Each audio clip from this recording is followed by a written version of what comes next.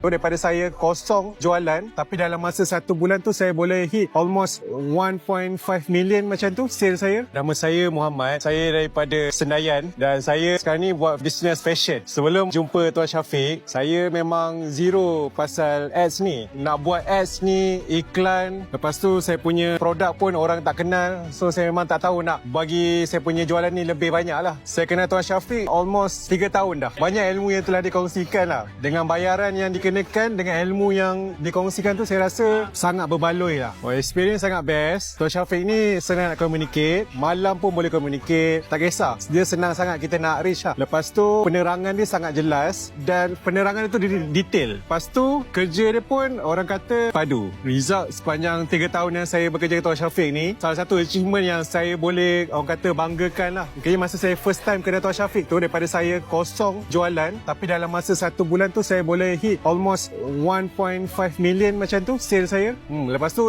saya juga sebelum ni ada rekrut ejen di bawah saya dan ejen saya pun almost 5,000 dalam masa 25 hari.